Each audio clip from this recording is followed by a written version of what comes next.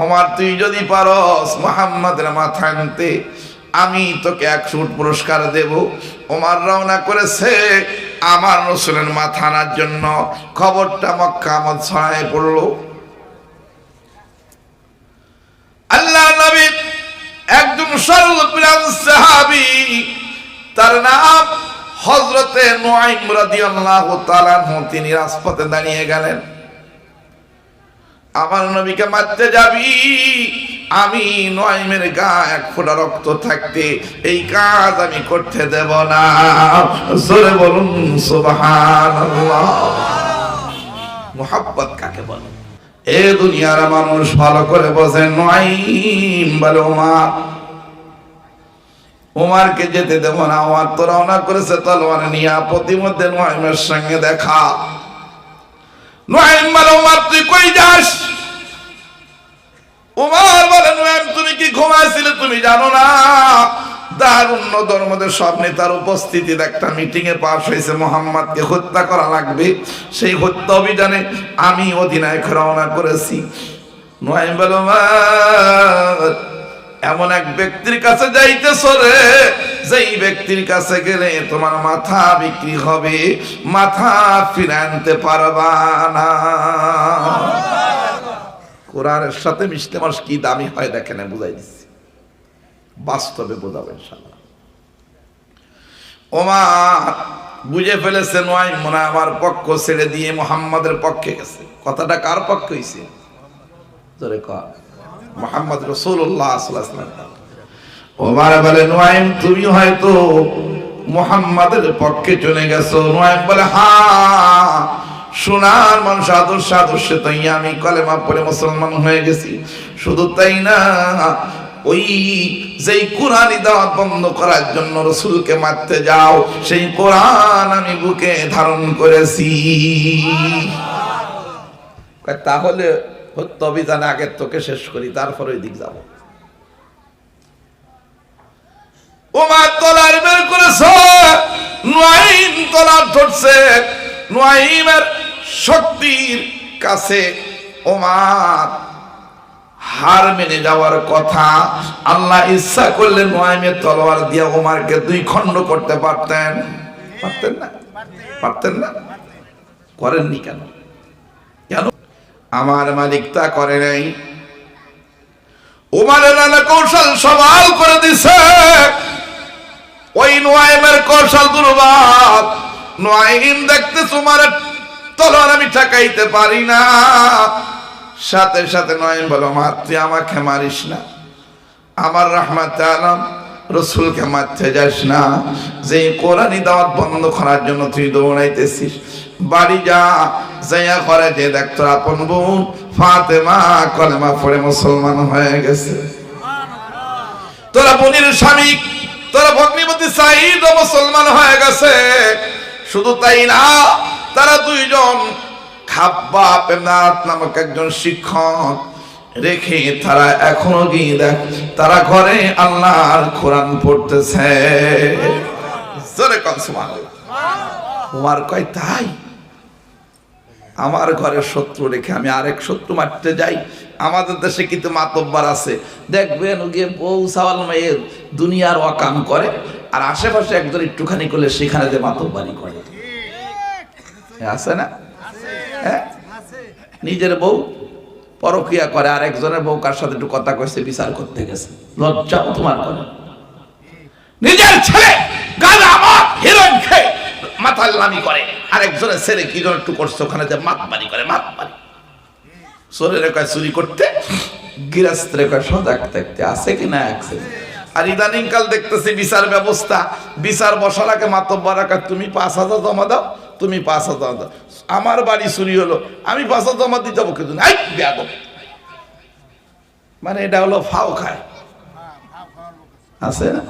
এই দেশের মাতবার যারা, তারাই করে দুর্নীতি।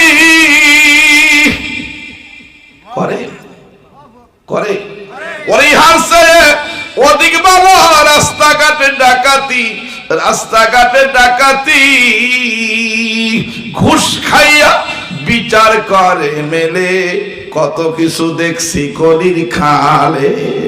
কি বলে? জামানার হাল ভালো না, কেউ কারো কমান মানে না, যার যার মত মতো সেই চলে। কত কিছু দেখছি করি, জোরে বলেন, কত কিছু দেখছি করি খালে। আমাদের গ্রামে কয়েকজন মাতব্বার ছিলেন ছোটবেলায়, তাদের দেখলে ভয়তে একেবারে দৌড়াই পালাতাম। আর এখন দেখবেন ফুলাফা, চাচা ও চাচা বিড়ি খাওয়া, কোনো সম্মান ইজ্জত কিচ্ছু নেই। কারণ আগের যুগে মুরব্বীরা মারলে বাপেরে বললে বাপ ফিরে মারছে, তুই অন্যায় করছিস। আর এখন কোন ছেলের শাসন করতে যা, ওরে বাবা রে বাবা, দাগ নিয়ে এসে পড়বে, তুমি কি আমার ছেলেকে বড় কথা বলা। ওমর দেখতেছে আমার ঘরে শত্রু, আমি নবীকে মারতে যাই, কেমনে হয়? ওমর বলে নয়, দেখি ঘরে যাইয়া। ওমর যাইয়া দেখতেছে ফাতেমার আঙ্গিনায় ঢুকে তিনজন তারা কালামুল্লাহ তিলাওয়াত করতেছে সূরা কালিম তাহা মা আনজালনা আলাইকাল কুরআনা লিতাশকা ইল্লা তাযকিরাতান লিমান ইয়াখশা তানজিলাম মিম্মান খালাকাল আরদা ওয়াস সামাওয়াতিল উলা الرحمن على العرش استوى له ما في السماوات وما في الأرض وما بينهما وما تحت الثرى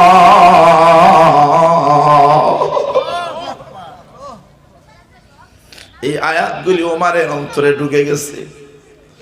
আয়াতগুলি জীবনে ওমর কখনো পূর্বে কোরআন শোনে নাই। কোরআনের আয়াতগুলি তার অন্তরে ঢুকে যাওয়ার কারণে এই কোরআনের আয়াতে তাকে হাই পাওয়ারের হিদায়াতের মেডিসিন হয়ে গেছে, ওমরকে দুর্বল করে ফেলতেছে। সুবহানাল্লাহ, সুবহানাল্লাহ। তথাপিও উঠল বাবা বাবার লোক, ওমর যা বলে ফাতেমা দরজা খুলে দে। ফাতেমা তুলছি মানে হবে না, ওমর বলে খোল। ফাতেমা বলে হবে না, কারণ ফাতেমা জানে আমার ভাই অমানুষ, কোরআন সে জানে না, কোরআন তার কাছে নাই, তার হুঁশ নাই। ঘরে ঢুকে গেলে আমি দরজা খুলে দিলে ওই মাসহাবের টুকরায়, যেই টুকরায় সূরা কালিম লেখা, পদধ্বনিত করবে, পায়ের নিচে পড়াবে, জীবন যাবে। ঘরে এসে সাইড উঠতে দেব না। একবার বলে খোল, ফাতেমা বলে হবে না, আবার বলে খোল, বলে হবে না। রাগ বাড়ে না কমে? রাগ বাড়ে না কমে? এক পর্যমা রাগ হইয়া দরজা খুলিয়া দরজা ভাঙিয়া ঘরের ভিতরে ঢুকিয়া ওমরের ভগ্নিপতি সাইদের মাথায় এত জোরে তলোয়ার আঘাত দিছে, সাইদ জমিনে বেহুশ হয়ে পড়ে গেল। ফাতেমা ওমর মারিস না, ওমর মারিস না। শুনেন, এক বিশ্ব জগতের নবী হযরত মুহাম্মদ রাসূলুল্লাহ সাল্লাল্লাহু আলাইহি ওয়াসাল্লামের হাত দিয়ে কলেমা পড়ে আল্লাহর কালাম বুকে ধারণ করেছি। যত মারবি মার, জীবন যাবে, কলেমা ছাড়তে রাজি না। বলতে দেরি, ওমর ফাতেমার মাথা আঘাত করতে দেরি করে নাই, এত আঘাত করেছে তাফসীর খুলে দেখেন ফাতেমা জমিনে পড়ে গেল। এমন ব্লিডিং হচ্ছে, রক্তে এরমটা লাল হয়ে যায়, তবুও ওমর মারা বন্ধ করে নাই। মারতেছে মারতেছে, কিন্তু মারতে মারতে রাগটা একটু কমে। মানুষ যখন অধিক রাগ হয় তখন কিন্তু যা ইচ্ছা সেটা করার পরে লজ্জিত হয়। এদিকে ওমরকে কোরআনের আয়াতে দুর্বল করে ফেলছে। ওমর বলো, ফাতেমা কি পড়তেছিলি? আমি বুঝি নাই, আমার তো ভালো লাগে না, কি পড়তেছিলে আমাকে একটু দিবি? ফাতেমা বলে, ওমর তুমি হলে মুশরিকিন নাল মুশরিকুনা নাজিস, মুশরিক হলো নাফাক। আমার আল্লাহ বলেছেন লা ইয়ামাসসুহু ইল্লাল মুতাহহারুন, পবিত্রতা অর্জন করা ছাড়া আল্লাহর কালাম স্পর্শ করা যাবে না। যাবে? যাবে? সবাই বলেন। আপনাদের অভিমত কি? কোরআন কি বিনা ওযুতে স্পর্শ করা যায়? তাহলে এই দেশের কিছু স্কলার নামে কলঙ্ক সৃষ্টি হয়ে গেছে। তারা বলতেছে, সে বলেছে যে কোরআন শরীফ ছোঁয়ার জন্য ধরার জন্য উঁচু লাগে না। বলেছে কিনা? শুধু তাই নয়, সাংবাদিকদেরকে খুশি করতে গিয়ে এই কথা বলে ফেলেছে, আমার রাসূল সাংবাদিক ছিলেন, তিনিও নবী, তোমরাও নবী। আস্তে কর নাউযুবিল্লাহ। আবার ইদানিং কাল বলতেছে খাদিজা জীবনে নামাজ পড়ে, রোজা রাখি নাই, হজ করি নাই, যাকাত দেই নাই, পর্দা করি নাই, তার জন্য জান্নাতে বালাখানা। কথাটা কি এইরকম হবে? নারী জাতিকে বিপদগামী করার জন্য একটা প্রয়োজন ঢুকাই দিছে। আমার মালিক বলে না ইয়ামুসসুহু ইল্লাল মুতাহহার, পবিত্রতা অর্জন করা ছাড়া কোরআন স্পর্শ করা যাবে না। ফাতেমা বলে, ওমা তুমি মুশরিক, তুমি না পাক, ওযু করো, গোসল করো, পবিত্রতা অর্জন করো, এসে আল্লাহর কালাম ধরো, যত পারো তত পড়ো। এবার ওমর ওযু গোসল করে আসছে, ফাতেমা বিসমিল্লাহ বলে নিজের ভাইয়ের হাতে যখন ওই টুকরা তুলে দিছে, যেই টুকরায় সূরা কালিম লেখা, এবার ওমর পড়তেছে, তাহা মা আনসালনা আলাইকাল কুরআনা লিতাশকা ইল্লা তাযকিরাতান লিমান ইয়াখশা তানজিলাম মিম্মান খালাকাল আরদা ওয়াস সামাওয়াতিল উলা। আমার দুই চোখ দিয়ে আবেগের পানি পড়তেছে, মাথা থেকে পাও পর্যন্ত হেড টু লেগ কুটা বডি, শরীর দিয়ে, শরীরের লোমকূপের গোড়া দিয়া, পশমের গোড়া দিয়া গাম বের হওয়া শুরু হয়ে গেল। ওমর কেমন যেন দুর্বল হয়ে যাইতেছে। ওমর বলে, একটু পড়তে পড়তে আগাইলেন, ইন্নানি আল্লাহ লা ইলাহা ইল্লা আনা ফাবুদনি ওয়া আকিমিস সালাতা লিযিকরি। এই আয়াতের কাছে কুমার পৌঁছায় নেন, আমার দুই চোখের পানি ছেড়ে কান্দে, ওরে ফাতেমা, ও আমার ভগ্নী ভাইরি সাইদ, শুনে নাও, আমি আগে বুঝলে তোমাদের মারতাম না। কোরআন এত মধুর বাণী, কোথায় আমার নবী সেই নুয়াইমের কথা নাই, কবুল হয়ে গেল। যাচ্ছিলাম মাথা আনতে, এখন মাথাটা বিক্রি হয়ে যাবে, চলো যাই রাসূলকে কোথায় পাই, যাই আত্মসমর্পণ করে কলেমা পড়ে আমি মুসলমান হয়ে যাই।